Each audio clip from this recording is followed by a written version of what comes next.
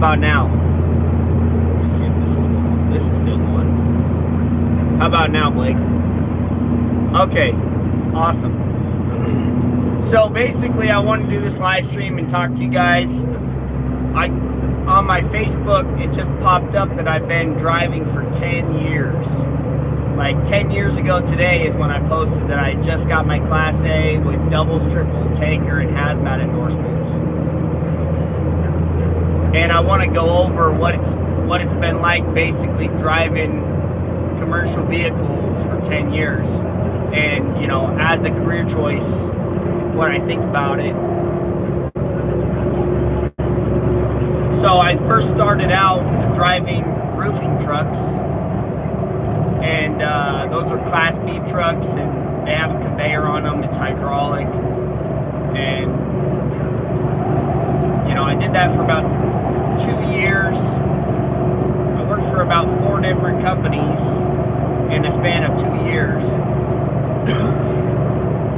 and you know, that wasn't that bad.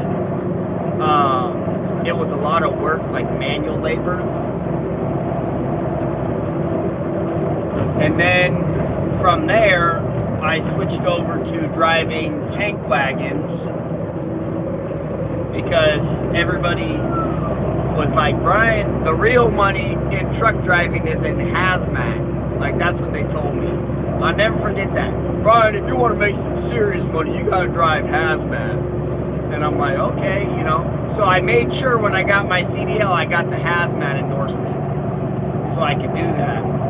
And then I finally got the opportunity to drive hazmat. And then I realized,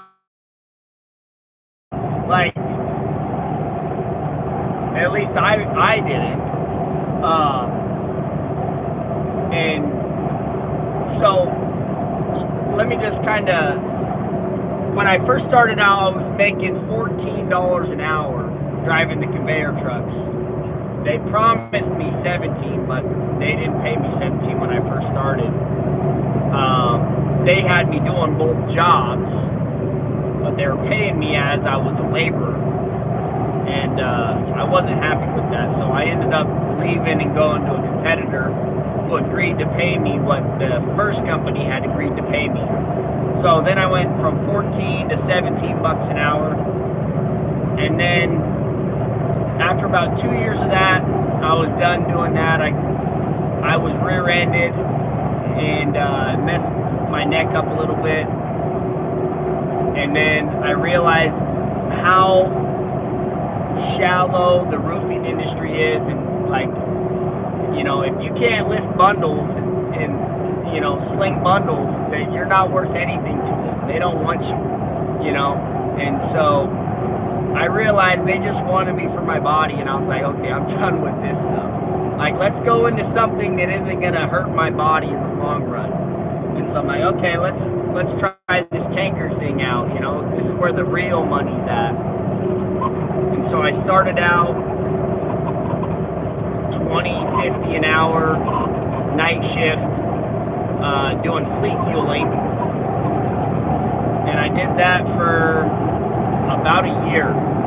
I worked my way up to day shift, and you know, I was making $20.50 an hour, and I wanted to make more money, and you know, the only way to do that was to haul more weight, basically, because I was just hauling just a single truck configuration, and so I wanted to haul the truck and trailers, you know, because they got paid more. And so the company I was working for, they didn't want to train me on it, and so, and I'll never forget the manager's exact words. He said, Brian, if we train you on it, you're going to go somewhere else. And I'm like, well, I'm trying to make more money, you know. I'm not trying to stay in the same position the rest of my life. I'm trying to make more money for my family, you know, because this ain't cutting it. $20.50 ain't enough for what I want to do. I got big dreams here. And so I ended up having a conversation with one of the other tanker drivers at one of the racks. fuel terminals wherever he would load up. And so I ended up getting a job driving tractor trailer for Love's travel stops. And I was hauling more fuel and getting paid a lot more. And in my whole driving career, if I had to choose one job that I liked the most out of all of them, aside from dump trucking, I would say Love's was the company that I enjoyed working for the most. Except, sorry, I'm kind of losing my voice. Love's was the company I enjoyed working for the most, except for we got this regional manager that was a total D-bag, right? But I never had to talk to him. I never had to see him. He would just show up, you know, once every couple months. But it seemed like when he did show up, he was like blowing his top, you know? He was like totally flipping out over stupid stuff. And, you know, I ended up leaving because of that guy. It wasn't because of the job. I absolutely loved working for Love's. The environment was good, except for that manager, you know. The job was good, you know, and I had the crappiest shift in the world, like the worst. But it was still my favorite company that I worked for, right? The shift I had to work was like Thursday, Friday from 2 in the afternoon to 2 in the morning, and then it was like Saturday, Sunday, Monday, 2 in the morning to 2 in the afternoon. So it was a split shift, and it sucked. It sucked bad. And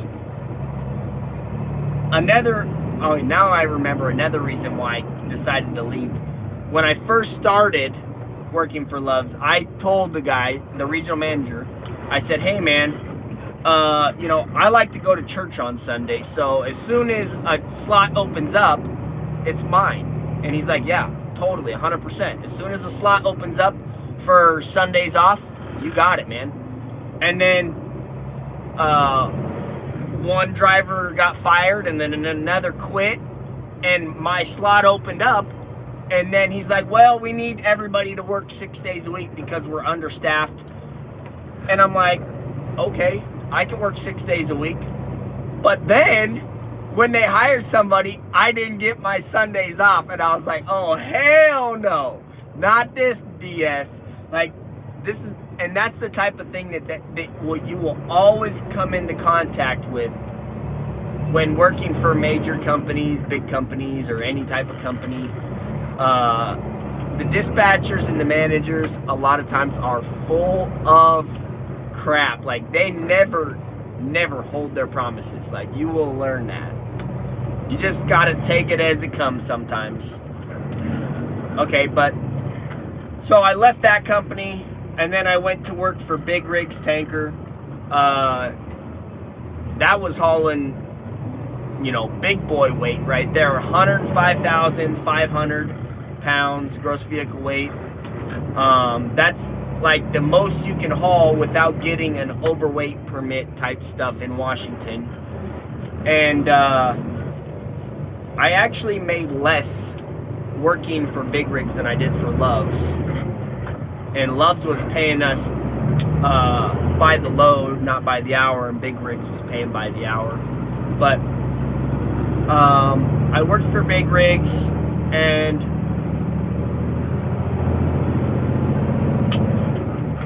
I'll never forget, one day after work, it was me, Brian, and Aaron. Aaron was the owner's son. And we had this conversation. And I was like, man, I got big dreams, man. I want to be a millionaire, and I want to, you know, I want to have, you know, all this stuff. And I'll never forget, Aaron looked straight into me. He said, dude,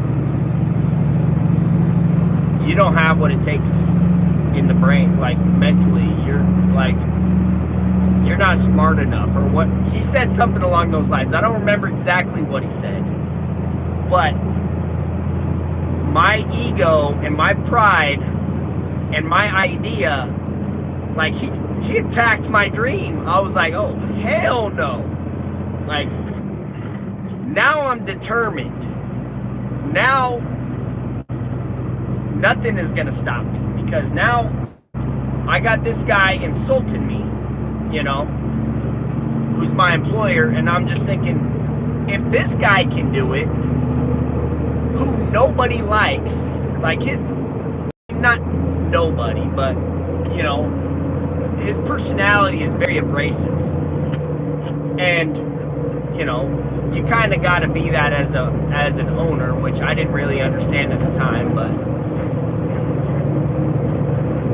you know, it hurt my dream, you know, and I was thinking to myself, man, like, I want to become something more, you know. I don't want to just work for $20 an hour. I need to make, I knew I could make more than 6 figures. I knew it in my head. I'm like, I gotta make more than 6 figures a year to provide the type of lifestyle I want to live. I gotta have it for my family, you know. And I remember one day I called him up and I'm like, dude, I'm just trying to save up and make some money. And I was talking to him and I'm like, I think I'm going to start my own business. He's like, oh, no, you don't need to do that. You know, right, if you want to make more money, I can give you more responsibilities. And you might be the truck boss one day, and I can see you making $30 an hour. I'll never forget he said that. I can see you making $30 an hour, Brian. And I'm thinking to myself, $30? That's not enough. No, that's not even close. I don't want to make 30. I want to make 50, 60, 70, something way more than that. You know? Because I got a glimpse of what the owners make. Right? I remember when I was hauling the Cape Falls run, and I seen one of the tickets, and every single load, they were making $10,000 per load. I'll never forget it. I was like, they're making 10,000. I started doing the math in my head. I'm like, okay, they're doing 10,000. They're only paying me $1,000 a week, and I'm making them 30,000 in a week. Like, I'm like, okay, how much is fuel? And I'm like, okay, I know how much fuel is. I don't know how much their insurance is, but I know they're making a ton of money, right? So I'm like, okay, there's got to be something, like they're doing that. They're paying cash for them, so I know they're making money. So I'm like, okay, I got to buy. The key here to making money in truck driving is owning your own truck. And that's because it comes with a lot of responsibility and a lot of headache. But you do make more money. And so I was like, okay, I know how to do 2 types of truck driving, or 3 types. I'm like, I could be a roofer. I could try hauling tanker, hazmat, but I don't really, I can imagine the insurance for a tanker is outrageous. And I'm just like, yeah, I don't know if I have that kind of capital, and I don't know if I want to go into debt like that. And then I was thinking, okay, one of the easiest things I can do is haul dirt. Like, you don't got to be a rocket scientist to haul dirt. So then I'm like, I started talking to some people I met at gas stations, and I'm like, hey, do you guys have any idea, like, what they're charging for a dump truck? And I remember talking to this guy, and he's like, yeah, my boss is charging $120 an hour for the dump truck. And I'm like, 120? Like, and he's paying you 30? Like, okay, so, I got some numbers in my head, and that's when I was like, okay, I'm gonna buy a dump truck, because the insurance can't be that bad. I could have did long haul, but I didn't want to be away from my family, you know. When I was driving tanker trucks, I got a small glimpse into the long haul industry, right? Because I was gone for a week at a time when I was hauling that fuel to Klamath Falls. And so I would leave, you know, Monday morning at 2 in the morning and then get back Friday evening or Saturday evening, depending on how things went. I'm like, I don't want to do that. I'm getting too much time away from my family. Like, I missed my son's first steps. He didn't say Dada as his first words. Like, I got to switch this up. I want to be home for him, you know? And so I was like, I don't want to do long haul. I know you can make decent money in it, but I don't want to do that. I don't want to, you know, and plus you look at a lot of those guys, you take a look at them, they're completely out of shape. Like, they don't look like they're going to live long, you know. And then I also, one of the guys I worked with when I was working for Snyder, he had a long haul truck driving career, and he said, if you do long haul, you're going to feel homeless, you know, and that's because you're literally in a truck 24/7. You never go home. You live in that truck. Like, he said, you can make a load of money, but you're never home to spend it, and if your wife isn't with you, you're probably getting divorced, like, almost guaranteed. Like, because she's going to cheat on you, you know, like, that's just what happens. Like, long haul, you don't see them enough to keep the relationship lit. So I was like, yeah, that's not for me. And I was like, you know, I'll just do the dump trucking. So I bought the dump truck, started working on it, and here I am, you know, 10 years driving. I've seen a lot of accidents. Like, I've actually witnessed a lot of accidents happen in my vicinity with driving, you know.